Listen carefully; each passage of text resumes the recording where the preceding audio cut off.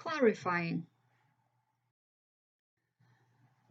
So we have been learning to clarify a text and make sure you understand the text that you are reading. And there have been lots of success criteria these past couple of weeks. I can ask questions before, during, and after reading can help. I can clear up any parts of the story that are confusing, and we've been practicing lots of different strategies to do that. I can find new vocabulary and learn its meaning, so we're trying to improve our word power.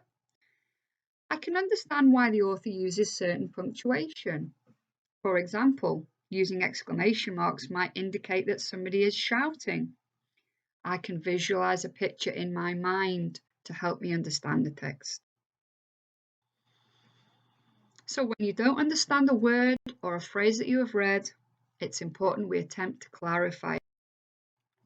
And you must clarify whenever you read a word you do not understand, you find that a sentence does not make sense, you're confused about what you have read. So the ideas in the grey boxes are strategies, different strategies that you can use independently to help you work out what you have read. So if we start at the top, stop and think about what you have read. Very important. Try to picture the story in your head. We call that visualization. Slow down your reading. Do not read too quickly. Use clues to help.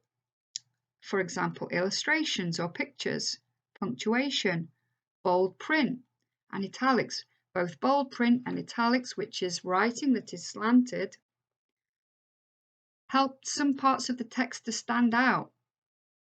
Try a similar word. We often do this when we're trying to work out the meaning of a difficult word and we replace it with another word to see if it makes sense. Sound the word out.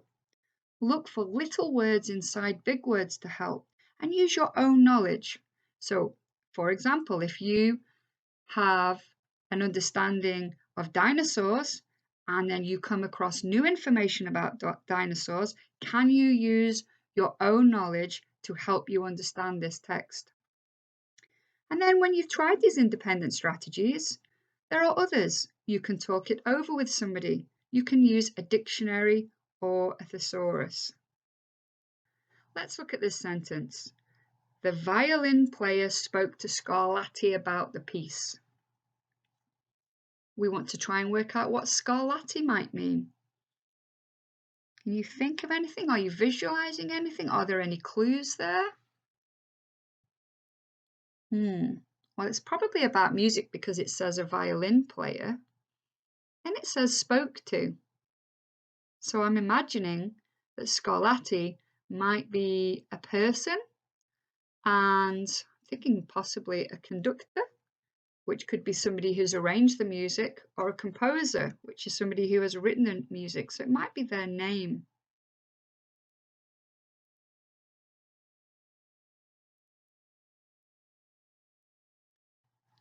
Now let's look at this sentence. So look at the second arrow and we're going to read the sentence.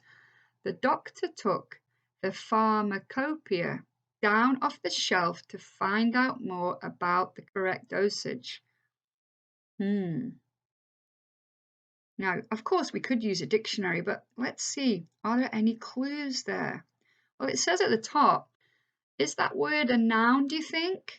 Which is a naming word, a verb, which is a doing word, or an adjective? I think it's a noun because it's something that the doctor is taking down off the shelf. That's the clue from the sentence. So if it's an object, it must be a noun. Let's look for little words inside big words. Pharmacopoeia, does that remind you of anything? Does it sound familiar? There's a doctor mentioned, so it must be something to do with a doctor.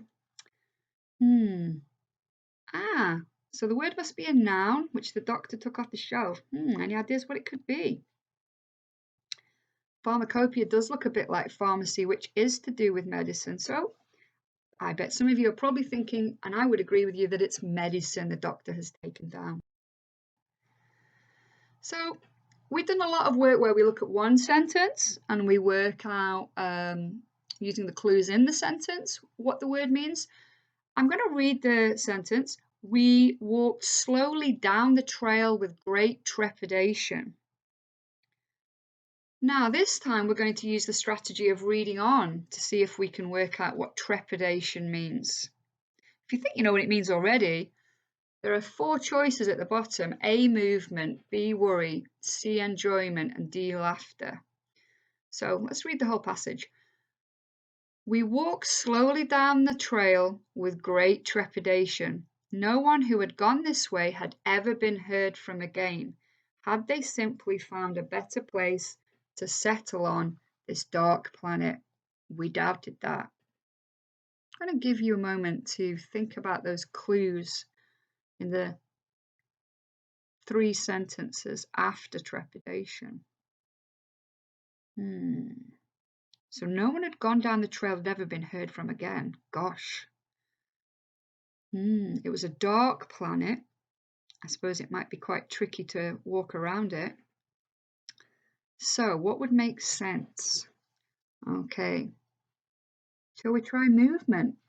We walked slowly down the trail with great movement. I don't think that makes sense or fits in with the rest of the clues that are afterwards. Okay. And they certainly wouldn't be laughing, would they, if it's a dark planet? It sounds quite dangerous and mysterious. So I agree with you, those people that have picked worry.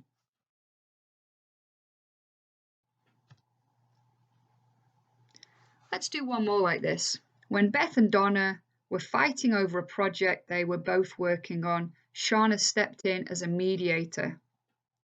She sat them both in a corner and kept them talking to each other. Finally, Shauna's efforts resulted in her 2 friends making up. You might need to read that again.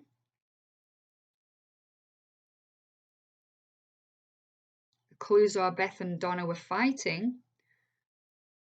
That's in the first sentence, but afterwards we find out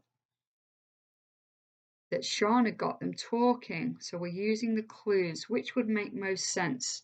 Troublemaker, peacemaker, witness, a competitor. Use your visualization skills. What are you imagining? Shauna stepped in as mediator. I agree, those people that have said peacemaker, somebody who's making the peace between them. Okay, let's look at this from a non-fiction, from a fact book, okay? And there are some strategies at the side, okay? One of which is slow down your reading, so I'm not going to read too fast. Another one is try to picture the text in your head. So try and do this as you're reading. There's a wee clue from the image at the side or the illustration at the side. Sometimes a plant called, now that is tricky. As it says here, we should try sounding the word out.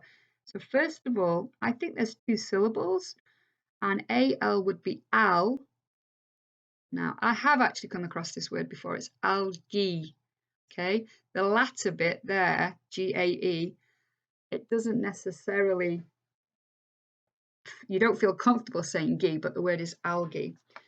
Sometimes a plant called algae can grow in water. The plant is green and slimy and piles up on beaches. Some children think it is fun to play in. They jump and run in it. They get it all over their bodies. However, some kinds of algae are poisonous. Playing with this plant can make children very ill. Now, I bet probably some people have got different pictures in their head than others, and that's fine. It's important you find the text personal to you, but we do want to be accurate. Now, I'm not going to reread it again, although that is a really good strategy. Remember, what do you see? What do you hear? What do you feel? What do you smell? What do you taste? Okay, imagine if you were there. Although I'll be honest, I wouldn't be eating in this case, I would not be eating what's shown in the picture. Sometimes a plant called algae can grow in water. The plant is green and slimy and piles up on beaches. Some children think it is fun to play in. They jump and run in it. They get it all over their bodies. However, some kinds of algae are poisonous. Playing with this plant can make children very ill. After reading it a second time, I'm sure you've got a clearer picture in your head. What are you seeing? Are you hearing anything? Could you feel anything if you were there? Could you smell anything? And by the way, you probably noticed that there were certain words like algae, slimy, and poisonous that are bold. That's because in non-fiction books like these, if you turn to the back of the book, there's something called a glossary, and you can look up the meaning of the words there. It's a bit like a dictionary, which is really helpful. Now, just to finish off this PowerPoint, it says, can you solve this anagram to show what you have learned? To clarify, you must.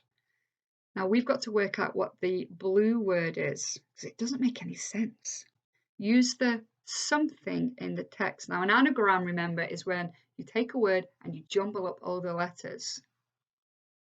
Has anyone worked it out? Give you some thinking time before I tell you the answer. It's use the clues in the text. Okay, next one. Clear up any parts you found. Oh, this is a harder one. Now, use your context skills. What would make sense? Clear up any parts you found confusing as the correct answer. Again, for the next one, use your context skills. Learn new. What would make sense there? Remember, clarifying is all about making sense. Learn new. It's words. And finally, something to understand the text. Give you a clue. It's when I ask you to picture what you're reading in your head. The correct answer is visualize. Okay, that's the end of the video or PowerPoint.